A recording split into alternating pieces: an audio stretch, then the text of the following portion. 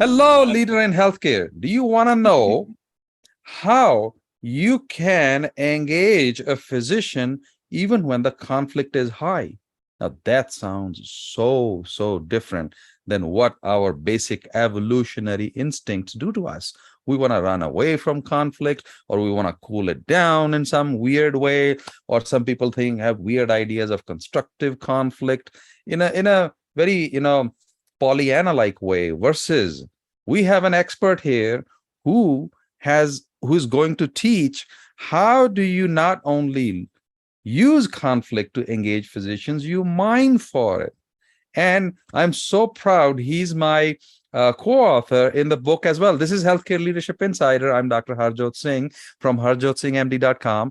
And this is part of our special series, Do This, Not That, for physician engagement, burnout, and well-being. It's a hot topic because physician engagement, turnover, retention, recruitment, burnout, very existence of healthcare workplace is related to all this. And this is an effort that me and my co-authors took. And this is where you find the twin strategies and tactics of physician engagement. And one of my very esteemed colleagues, Dr. Jeremy Blanchard, is here. Dr. Blanchard is Systems Chief Medical Officer of North Mississippi Medical Services, and with a long history of being a physician leader in two other big healthcare systems. Jeremy is an intensivist by background, and he has given us a treat in this chapter in the book that turns conflict on its head. So, welcome, Jeremy. Thank you. It's so nice to be here, Dr. Singh. I appreciate you giving me this invitation and recognizing this topic is so essential for not only good physician leadership, but also acceleration of our ability to impact lives in a loving, caring, and yet accountable fashion. Yes, in fact, how conflict is an opportunity to do that. That's the amazing thing you talk about. Tell us about your chapter in the book, and tell us why your writing would appeal to a leader who is seeking engagement from their physicians. Well, I think one of the things that people forget when they look at a senior physician, executive, or any senior leader is that there's a lot of scars along the way. And as I sort of evolved through my career, there's been a lot of scars as well. And I've always seen those as growth opportunities, or not badges of honor, but really moments of failure that I nurture as pearls so that I can continue to grow. And so Carson Dye, who is the editor of this book, had approached me, as he did you, other physician leaders and executives that he knew and he respected, to say, hey, can you help us talk about some different topics? And I said, I would really like to speak about mining for conflict, because I think conflict has a negative connotation for most, but I actually see it as the nidus of a generative conversation.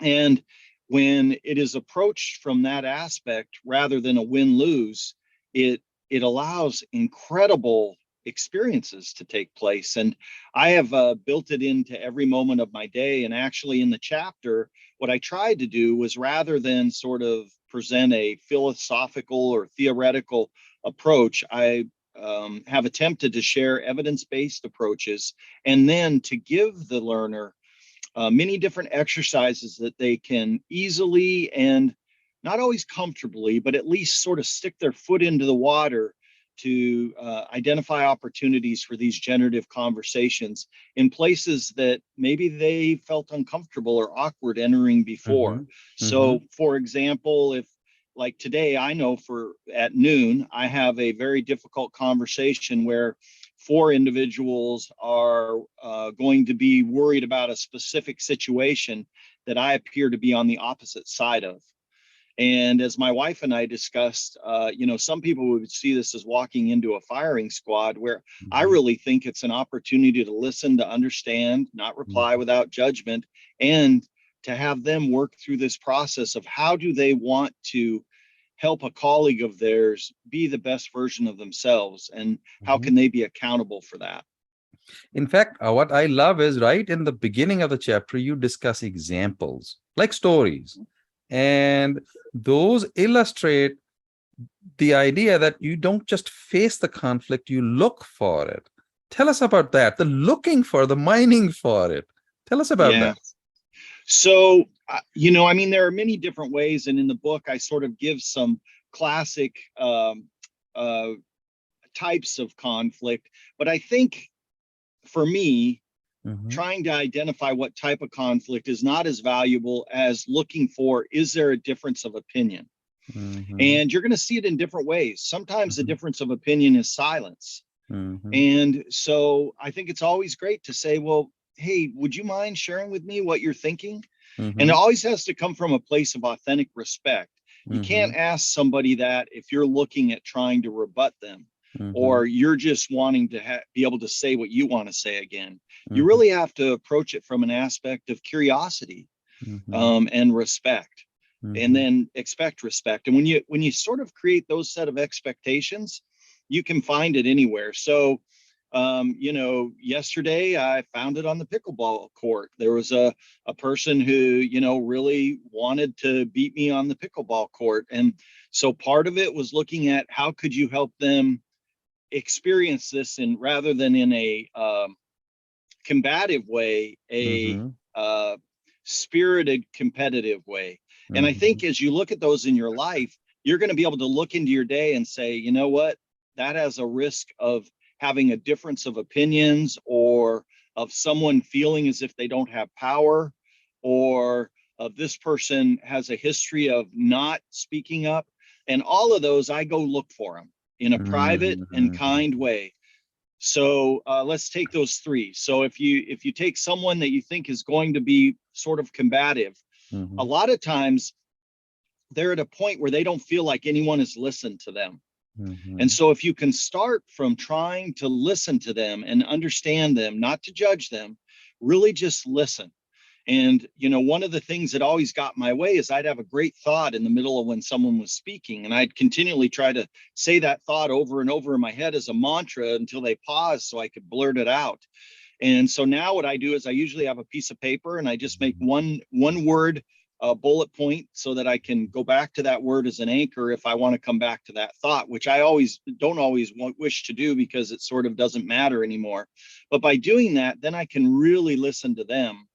And I believe, especially in that circumstance where somebody is sort of geared up for a battle, mhm, that they feel as if they've spoken, nobody's listened. And if I can truly just listen to them, to understand without judgment, to not reply, then mhm, I might be able to help them hear what I have to say if it's valuable.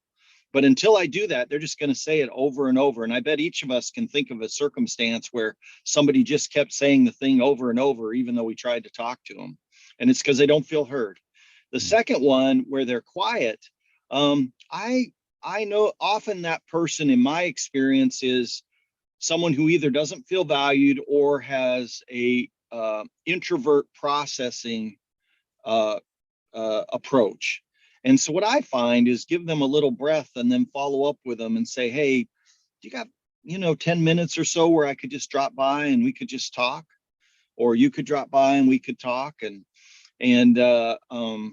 then what I do in that circumstance is I just say, hey, I really value your opinion, and I noticed you were a little bit quiet, or I thought you might have thoughts and I didn't really hear them. I was wondering, would you be willing to share? And I want you to know this is a safe environment. I just want to mhm, listen to understand. mhm, So that's the second one. And then the third one is when they're sort of a naysayer, if you can get them before you get into a group, that's great because it's usually a personal issue. But mhm, I go and find that person and say, hey, I'm going to bring up this topic at a meeting. I'd love to know what you thought so that I could have an opportunity to represent a lot of different people's conversation as I facilitate. Would you be okay with that? mhm, And if they say no, then I'd show curiosity. Well, mhm, tell me a little bit more about that, mhm, or help me understand, or something like that. An example of that would be I had a somebody who reports to me in an academic position. I oversee some academic roles as well. And that person felt that like there was an inequality between two different programs. And they were actually right, mhm, and it was payment of the preceptors in that program compared to another program. And Mhm. it had been an acute change. No one had done it on purpose, but it felt Mhm. very bad to this person. Mhm. And they wanted me to fix it, but I really needed my colleagues to help me with that. So it was Mhm. taking longer than they wanted. So they sent a email that was very inflammatory to me only. And then they're in the meeting with myself and another leader, and they brought up that they only really had one issue with this situation when they actually had about three. Mhm. So I said, actually, I thought you had more based on an email you sent me. And they felt as if I'd shared that email and broke their confidentiality. Mhm. So to me, when I see, and they sort of blew up. And when I see that, I often know I've run into a core value. So I had to step back emotionally and say, okay, which core value did I run into? And that was, Yeah. respect, because they felt like I'd shared a private moment. And I said, well, first of all, I didn't share that email. And second of all, is it not accurate that you had more than one issue? And I believe this is the place we should share it, because we're in a closed room. We've agreed that we can share stuff here. And I think we got to get it out on the table. And it diffused the person a little bit, but it held them accountable to be a partner in this setting. Mhm. And I think that's all three of those, but especially that last one, you can see I was really mining for conflict. I sort of poked the bear in a Mhm. respectful way, because it was much better dealt with there than popping up again and again in a bunch of different places. And Yeah. as we walked out of it, then I asked them, how do you feel? Mhm. What are you thinking? Are you in a better place? And Mhm. initially they were very caught up with that moment of interaction. Mhm. And I shared with them, maybe I didn't handle that interaction as well as I'd like. I accepted No. accountability. And yet, don't you feel that we should be talking about this? Mhm. Because isn't this really an issue you have that we Mhm. need to address and that I think is appropriate to address? What do you think? Mhm. And that forces them to be accountable for, yeah, they had issues that weren't shared. Yeah, they think we probably should have shared them. And yeah, they'll continue to contribute to a respectful, accountable, and generative relationship as we go forward. The first time I read the chapter, the one thing that stood out for me, you called conflict an intellectual nutrient. What a beautiful metaphor. What made you say that? Because I've never read it. How did you come up with that? Yeah, my friends will say that's a Jeremyism, but because I think a little differently than others. Nobody in my family ever graduated from college, so I sort of came from this very educated, uneducated mother, and that really helped me think outside the box, think of potential and possibility rather than sort of restrictions and anchors. Mhm. And so when I thought about intellectual nutrient, think I think there's so much untapped or unmined conflict that Mhm. leaders are avoiding, that it Mhm. consumes this huge amount of energy. And Mhm. if you think about people that aren't healthy, it's often they're consumed by either worry or other kinds of negative effects on their life. And when I say negative, it can be something they couldn't control. It could be cancer that's Mhm. consuming their resources. It could Mhm. be a drug addiction. It could be anxiety. It could Mhm. be anger. It could be sedentary behavior. All of these are things that take energy away from our joy of life, our Mhm. fulfillment of life, our living in the moment. And Mhm. so I see conflict as sort of opening things up so that they're in the light of day. And it allows for generative growth and for love to be given and authentic emotions to come into play. And it's so much more respectful than dodging conflict. And I Mhm. think people are caught up in the word conflict. I don't, for me, conflict can be just as simple as a conversation that's very, that there are very different sides to that. I'll give you a personal example because this Mhm. so plays in my life. So I had a friend, we were going to see some land I had purchased and he was very excited about it. I thought we'd just talk about that and possibilities. And we were driving back, and as a system chief medical officer, we've just gone through COVID. And this person became sort of, I guess, agitated about the political setting right now and Mm-hmm. about a lot of the measures that have been used to treat COVID, and had a very polarized, different viewpoint than I had. Mm-hmm. And yet this person represents himself as a very spiritual person, and many times they are, and they're very influential in our community.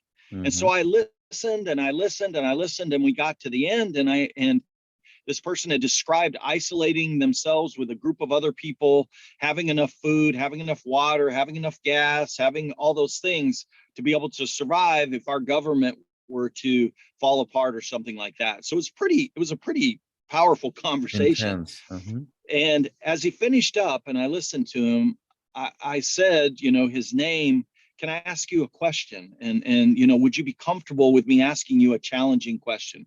So there I was mining. I was Mm-hmm. seeing, okay, is this a place that we could have a constructive part of the conversation? And he said, yeah, I'd appreciate it. And I said, how do you align isolating yourself with your spiritual beliefs of loving other people? Uh, And it was silence. I mean, when people put on those crickets, it was crickets, and you could see, oh wow, I have a disalignment. And that wasn't me trying to be right. That was, I had listened and listened and listened to understand, not mm-hmm. reply. And I tried not to apply judgment, although I probably had somewhat. I mean, I'm human. Mm-hmm. But it Mm-hmm. was really, I loved him enough to ask him the most important question in his core values. Was he honoring the core Mm-hmm. values that he opines? Mm-hmm. And my take on it, and possibly his, was no. Well, I think where we are getting at is obviously you are regularly, deeply, intensely living this. So this isn't like a matter of technique for you at this point. And this isn't like something someone can say, oh, I have a checklist for conflict, something mining or conflict resolution. Whereas saying, look, I'm doing it and I'm very comfortable with it. What's the one thing you can tell that helped you be so good at this or so comfortable with this? Yeah, let me tell you a story, if that's okay, Dr. Singh. Oh, please go for it. So I am a critical care doc, and actually Mhm. our ICU went to #1 in the nation. To give you an example, we had one year with 60 ICU nurses with zero nurse turnover. Very nice. And we had gone 3 years without any urinary tract infections, central line infections, skin breakdown, falls, or ventilator associated pneumonias, and Mhm. really had an incredible kind of setting. And so I saw a decision made that I didn't agree with, and I decided that I needed to move into an executive position. So that's how I became a CMO. Is I really sort of got perturbed with a decision that was made, went and got a master's and became a CMO. But Mhm. I was not prepared to become an executive leader. My leadership style was autocratic. I really was a Jim Collins. If you don't have the same beliefs on my bus, then hey, don't bounce as I kick you out the door. Mhm. And it really was not effective at a senior leadership position to have that leadership style. The second thing is I felt, because I am from Montana and because nobody had ever graduated from college in my family except my one cousin in art, I really felt like I needed to help people understand that I was valuable to invest in, that I could make a difference. And so I found myself consuming the oxygen in many rooms. I would have such great ideas in my mind that I needed to share with people that I was actually smart, that I could actually do that. And although people appreciated me and my ideas, they found it very frustrating that I wouldn't shut up, basically. Mhm. Mhm. And so I have always pursued a coach. Each of my contracts, I've negotiated a coach to help me, Mhm. acclimate and to be a better leader. And so I got a great coach, and he listened to a bunch of other people, and he said, Jeremy, you're not listening to understand. And Mhm. that was the first introduction to that. And then as I sort of began to think about it, I really began this mantra that I think I probably already said a couple times, and that is, I want to listen to understand, not to reply. So my goal is not when can I tell you what I think now? It's my goal is how can I understand what you're thinking, and can I do it without judgment so I can be a good partner for you, so I can serve you because I'm a servant leader. And Mhm, so I would tell the audience that's where it all began for me. And that's really where it should begin for people. So mhm, when I lead groups, I many times start with two things. One is I have them do what I call a 4-part breath. So how many parts are there to a breath? I ask my audience. They're almost always a healthcare audience. And as you know, as a physician, people will go 2 or 3, true. but they're really nervous because Mhm, they do not want to make to say the wrong answer, right? It's the way we're built. And this seems like such a simple question, though they think it's a trick question. But if you think about a heartbeat, you have a contraction and then a pause and then a mhm, relaxation and a pause. Well, mhm, breathing's the same. You have an inhalation and a pause and an mhm, exhalation and a pause. So there's 4 mhm, parts to a breath. So mhm, now they're sort of thinking about the breath. They've sort of forgotten a little bit what they came into the room with or where they're going to.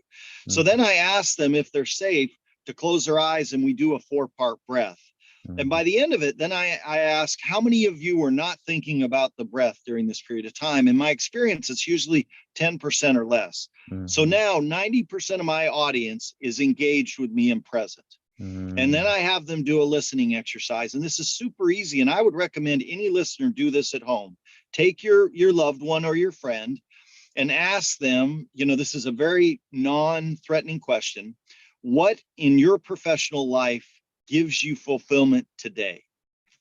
And then give them a minute, time it, a minute or 2 minutes, and then just try to listen to understand, not to reply without judgment. And your goal is you can't say anything. You can say, wow, interesting. Or you mhm, could say, just say a little bit more about that, please. But that's it. All you can do is facilitate them to share. And then mhm, you flip it at 2 minutes. And when mhm, I do that, then I ask people, well, who liked listening the most? And a group will raise their hand and I'll say, tell me why. And they'll say, well, because I really felt like I was giving them a gift. And like I had shut down my brain. I could actually hear what they had to say. And that was so valuable. And then the other group is the ones who wanted to be listened to. mhm, And they said, it felt like for the first time in a long time, somebody actually cared enough to mhm, truly listen. It's a very intense experience, but it's a way to get an idea of what does it feel like to either be listened to that way or to listen to someone that way. And mhm, if you just begin by that, and mhm, then look on your calendar and in the next week identify one conversation where mhm, you really think it would be valuable if you just worked on listening to mhm, understand, not reply. And what you'll find is that becomes more powerful and you grow upon it. And I have to repeat this all the time. I have a daughter with learning disabilities who loves to watch Charmed, and she mhm, wants to tell me about Charmed you know, and sees them as her friends. And after a while, when you've been with this kid for 30 years, Charmed gets a little old. And I find that sometimes I slip out of that and I sort of play with my phone or my watch or whatever. mhm, But I think if it appears that I've sort of, I'm in the midst of mastering something and they want to look at, well, how would I start on my journey to not mhm, be intimidated? Start by listening to understand, not reply without judgment, because it's such a respectful way to go. And then it allows you, um, for the other person to feel as if they've been heard. They actually can hear what you have to say. mhm. So I think that's the starting point. Seek first to understand. In fact, listening is a gift that great spiritual traditions talk about it. You give. Yeah. And now the science of positive psychology calls it active constructive responding. You gave such beautiful examples of that. This is like a textbook example of active constructive responding that you showed us. Um, Well, and Dr. Singh, I wanted to comment. Many people talk about active listening, or and what it is you give these responses, no. yeah, kind of thing. And I find that is not; those are not synonyms. Hmm. And I really think you can do a form of active listening with really just waiting to reply. And I think that's destructive. And I spent a lot of my life doing that. But about the last 10 years, I've really done everything I could to listen, to understand, not reply without judgment. And actually, if the listeners are interested, on my LinkedIn, I've done an interview and an article on mindful listening, which is Mhm. another way of saying, listen to understand, not reply without judgment. I'll put a link to that, and I'll maybe if you can send it to me in the email, and I'll Sure. definitely put a link to that. And with this sort of intellectual nutrient concept that it's going to help you grow, you also make a very solid point that mining for conflict will not only improve relationships or physician engagement or retention, it will also improve patient quality and safety. Oh, I 100% agree, especially with physicians, because in a leadership position, you're going to have physicians that are going to come to you with an issue. Now, there's ones that are going to come in a constructive fashion, Mm-hmm. and then you're going to have these disruptive moments where the behavior is an unacceptable behavior. In Mm-hmm. my experience, all of those behaviors are, or at least almost all of them, are a reflection of a clinical issue that the doctor or the nurse practitioner felt was egregious. They Mm-hmm. just have a behavioral response that is so unacceptable, people can lose track of the why they Mm-hmm. had this response. So I really think that mindful listening allows you to manage both of those. So the first, you can hold them accountable for their behavior. And then in a second conversation, maybe with you or someone else, you can really look at what was the quality issue and be able to assess it. Now, what's really interesting is Dr. Hickson out of Vanderbilt with their cup of coffee program has actually done a bunch of research on when you go to providers and share with them that the behavior that they had was unacceptable. Mm-hmm. Could they consider a different way of responding in the future? That somewhere around 87 to 90% of those who they've done their studies with, just one intervention was needed for their whole career. And then Mm-hmm. the ones that have more than that interventions required, or higher levels of intervention, then are often associated with quality issues such as, Mm-hmm. uh, bad surgical outcomes or lawsuits or bad interactions with teammates. Mm-hmm. And so I think mining for conflict really allows us to define expectations of team professional behavior. And I firmly believe in all settings, whether you're talking psychiatry, critical care, hospitalist, ED, ambulatory, even pathology, a Mm-hmm. team experience leads to a higher level of quality because medicine's so complex anymore. So I think there's that general kind of quality. The other one, though, is there's specific interventions. So I have multiple hospitals, and one of my hospitals, the surgeons at that hospital have a higher observed versus expected mortality. Mm-hmm. And yet they are renowned with among their teams as having great hands, great interaction skills, and being seen as excellent surgeons. Mm-hmm. So why do we have that disparity? And I Mm-hmm. suspect it's because of the way they're charting or the way we're interacting with their charting. But if you take that away, a great way to mine for conflict is to have a quality meeting with them to say, hey, we've got a number that just doesn't fit with how we think about you. Mm-hmm. Could you help us figure out what that might be? Mm-hmm. And right there, instead of saying, look, you guys have a very high observed to expected mortality, you got to fix this. Mm-hmm. That's generating conflict and battle. But by going in with curiosity, could you help me understand what we can do to support you, or to Mm-hmm. look at this? And would you support an investigation? Mm-hmm. Now, you're in a position to listen, to understand, not reply without judgment, and Mm-hmm. then be able to give data that draws them in as partners. Imagine the acceleration of Mm-hmm. that general surgery program as they now are felt to be valued and engaging as partners rather than being questioned whether they have good technique. Now, there are times we may find that there's a bad technique issue or one that could be improved upon, but they'll be partners in discovering that. And I think that'll be, I think that's a great way of an example of improving quality. Another one that's had nothing to do with me, but was very interesting is I was at a facility where we didn't have enough OBGYNs, and the family medicine docs had gone to uh, a special fellowship to Mm-hmm. increase their ability to care for more complex OB patients and Mm-hmm. gynecology patients. And the OBGYNs felt very protective of their service, Mm-hmm. and they did not want those privileges to be given to the family medicine docs who had gone through this training, and yet they didn't have enough OBGYNs to cover the deliveries or their services. And so it went to the medical executive committee for a decision. On that medical executive committee, very uniquely, were two community layman representatives that had been trained and had fulfilled job descriptions and were committed to confidentiality. So Mm-hmm. they were there for that whole conversation.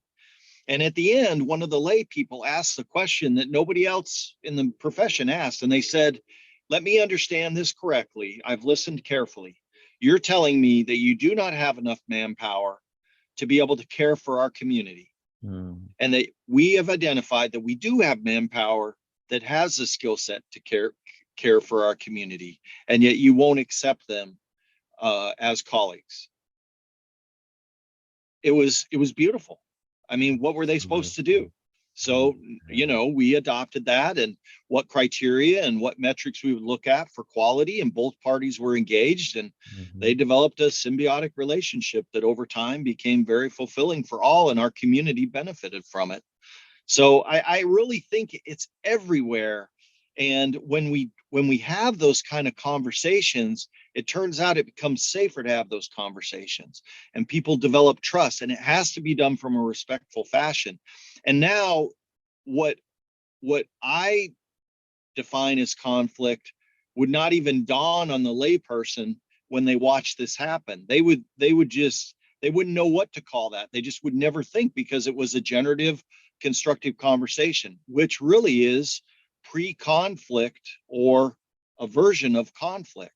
So Mm-hmm. that's why I mine for it at all levels. I think you're giving such beautiful examples of all the things you discuss, almost like a checklist in the chapter.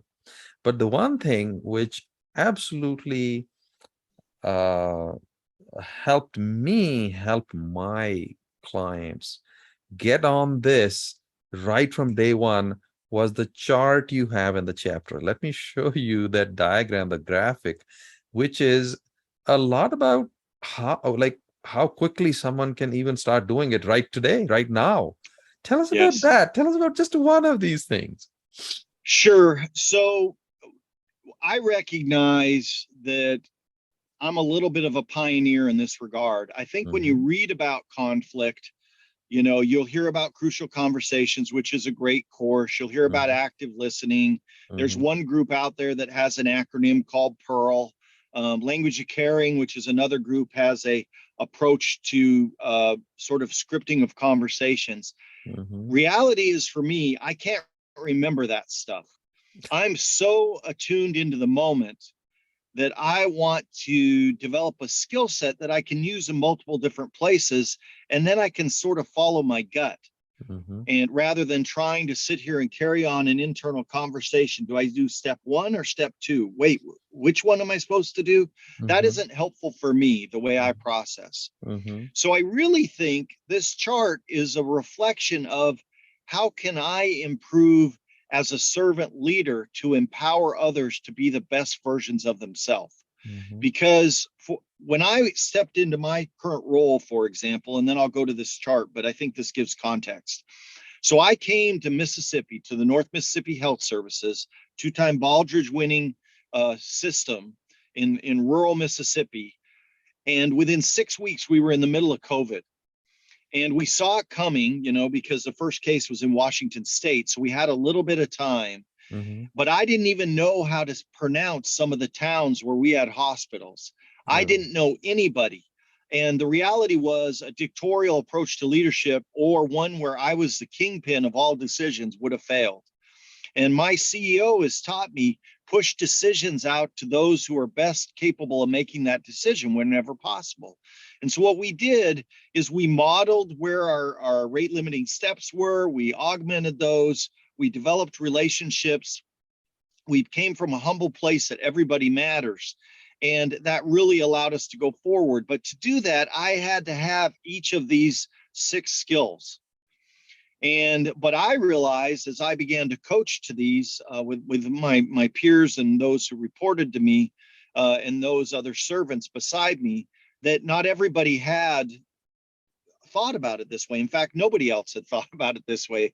And so I wanted to give them an opportunity to develop the skills without even really saying, let's mine for conflict, because that means different things to different people. And so I always start with the mindful listening, but I think an incredible augmenter of that is assumption of good intent. And I think this is so evident during COVID because everybody was wearing masks. And I don't know if you noticed this, but people, when they wore masks, it appeared to me, they thought that their nonverbals were not being identified. Okay. They so had associated all their nonverbal with their mouth reactions that they felt like, they didn't have to hide how they really felt, because people will put on a facade of liking you or agreeing with you or whatever, but inside they felt differently. And so they managed their face quite a bit. But the reality is their whole rest of their body screams different messages. And with a mask on, that you're no longer distracted by their face. So I'd watch their shoulders scrunch up or their hands clench or, them slouch or their, I don't like arm crossing as an identifier because I found people just when they're comfortable do that, but different activities, tapping of fingers. And what I realized is I could affect those responses just by thinking about something in that other person that I either respected or liked. And I think I even use in the book that when you really have a difficult time, when it's somebody that you really do not like or do not respect, but you need to have a generative conversation, it can be as simple as, wow, those are great looking shoes. Yes. Or, that's a nice bow tie, or boy, they're a great father or a great mother.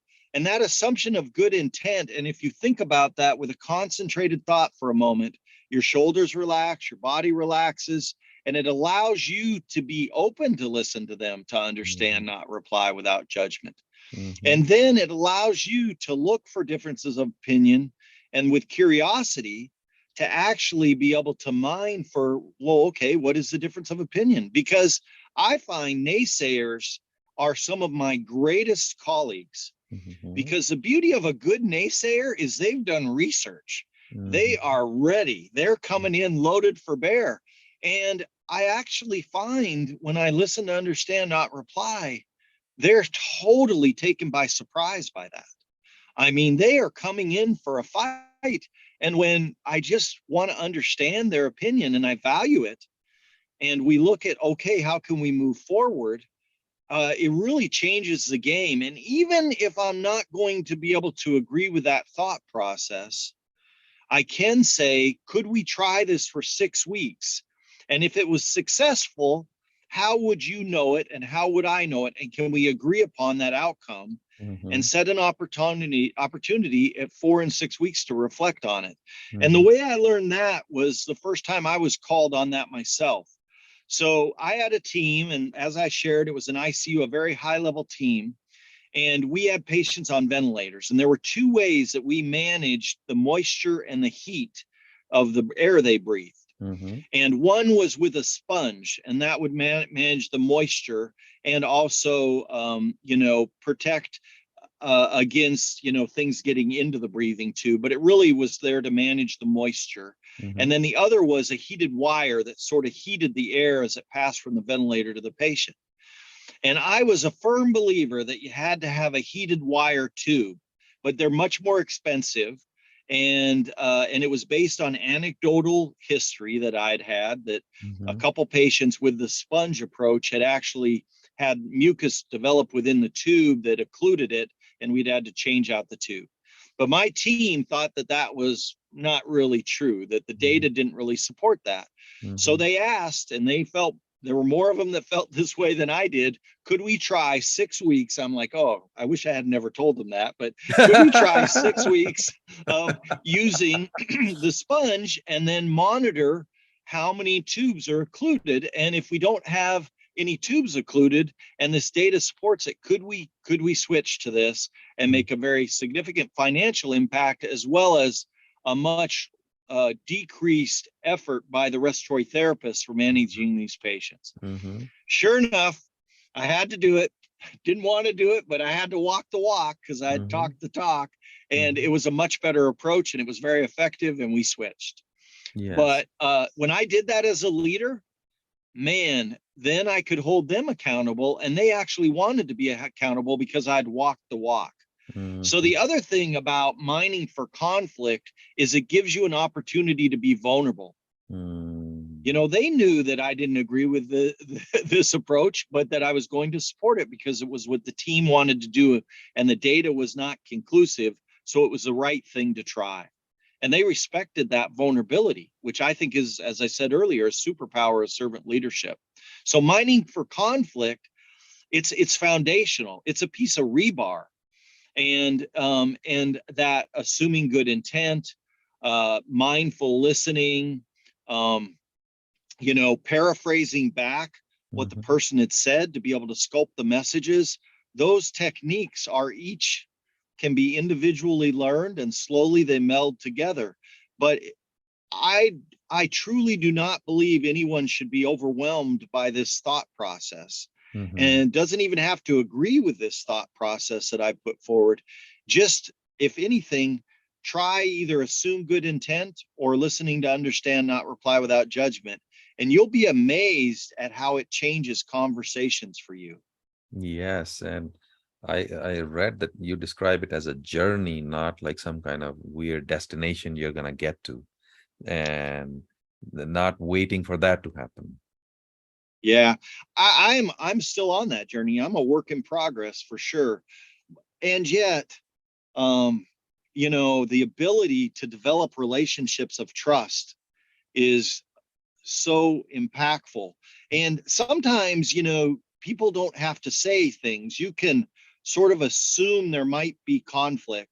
And by prophylactically intervening, it can be really powerful. An example is in the state of Mississippi right now, we've had flooding.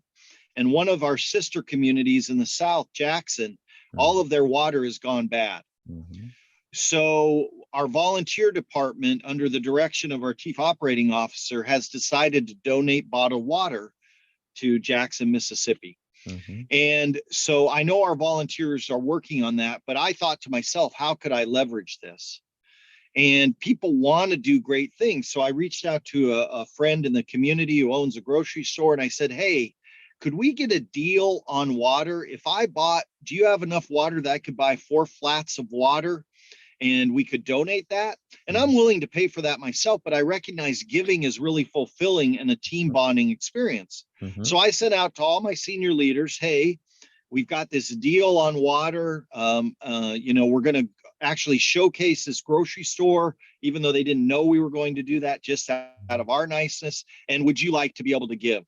And I didn't ask for any specific money. I just asked. Mhm. And, you had people giving, $10 and people giving $240. And it's Mhm. just amazing. They felt fulfilled. But I got to thinking, well, I may have just distracted from the volunteers getting their water. They may feel concerned or worried or like they've failed because not enough water comes to them to feel like they've been impactful. So I thought, wow, that could be a conflict for them internally. Why don't I mine for it? So I called the second in charge for the volunteers, and I said, hey, Jessica, I just want you to know that you guys are doing a great job, and you were so inspiring to me that I reached out to my friend, and we're going to do this, but it's so much water. I mean, this is now 970 bottles of water or cases of water. Mhm. So we can't really bring that in the front door of the hospital and put it in the lobby. And so I shared that we were going to work on picking it up and that kind of thing. And I said, see how you inspired our community to change this? I'm so proud of you and this approach you've taken. And thank you so much. Well, it turns out my wife, who is a volunteer, but people don't necessarily know she's my wife, was in the office when I called. I had no idea. So this morning I'm getting ready and I'm putting on my sports coat and stuff. And she goes, "Hey, I just wanted to let you know how impactful your phone call was." And I'm like, "Well, what are you talking about?" And she said, "Well, Jessica must have went on and on about how special she felt and how valued she felt and how appreciated she felt that a senior leader had acknowledged the efforts of the volunteers and that it had given her fulfillment and that she felt so empowered to try to make a difference." And so this mining for conflict is almost like dropping a pebble in a pond.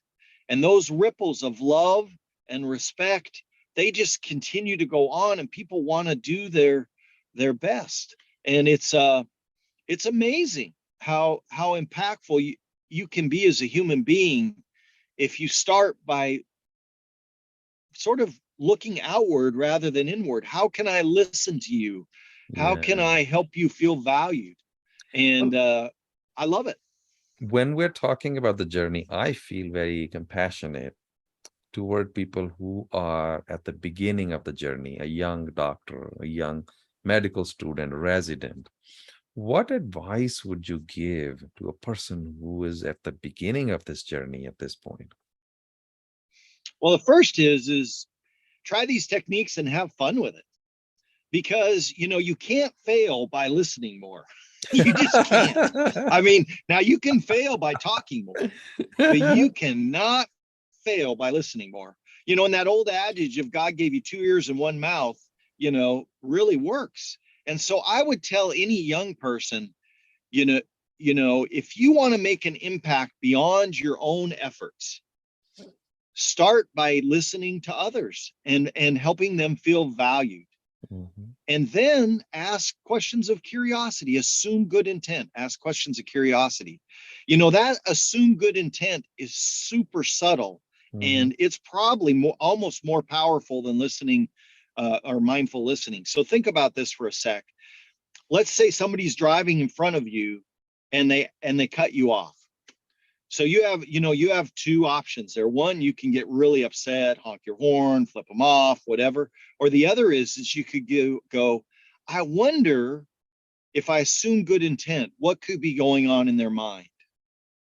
And you end up with incredible things. It could be that their wife just went into labor. It could be that they're late for work, and because they had to take something with their child, and if they're late again, they'll be fired. It could be that they just found out they had cancer. I love that Cleveland Clinic empathy video that shows what's going on in people's minds. And I think it's a great video, and maybe I can send you that link as well that you could include. I show that to my residents so they can sort of think about, what would it be like if you assumed good intent? And I coined that, but it's really if you assumed the other person had a story going on in their head. And I have to do that all the time. An example of that was I have a friend, and during COVID, he's another senior leader. We really were feeling a little bit down about leadership. And you mentioned positive psychology. And one of the things Sean Aker, who wrote, The Happiness Advantage, talks about is gratitude journaling. So every day you write down 3 positive things that happened in the last 24 hours. And that helps you, I think, that helps you change your pattern recognition. So you go from recognizing negative patterns to positive patterns. And I needed my senior leadership team to begin to look for the positives to help our team to evolve through this challenging time. And so my friend and I, because I assigned everybody a partner, a happiness partner, where they would share 3 things every day, either via text or phone or whatever. We still do that 2.5, 3 years later. And so we were in the midst, I was driving and I was verbally dictating, how good these positive things were. And a person needed to cross the street. So I stopped and rolled down my window and waved them to cross the street. And they crossed the street and they never even acknowledged me. And they were like huffing and puffing as they crossed that street, and it just irritated me.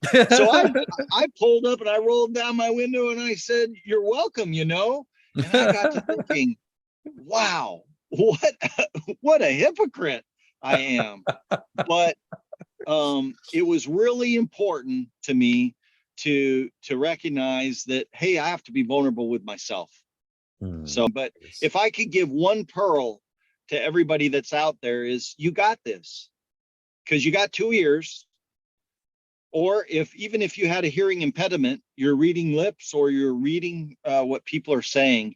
And if you start by listening to understand, not reply without judgment, then you're developing the most powerful communication technique, and that is dialogue. And it's dialogue that's meant to value the other person, and that's how we serve. Well, with that high note and wonderful stories and Jeremyisms, that's a wrap of this episode of this special series, Do This, Not That, for Physician Engagement, Burnout, and Well-Being. Hit subscribe, you can get the latest episodes, and look in the description below for all the good things we discussed and all the extra links we're going to have. Thank you.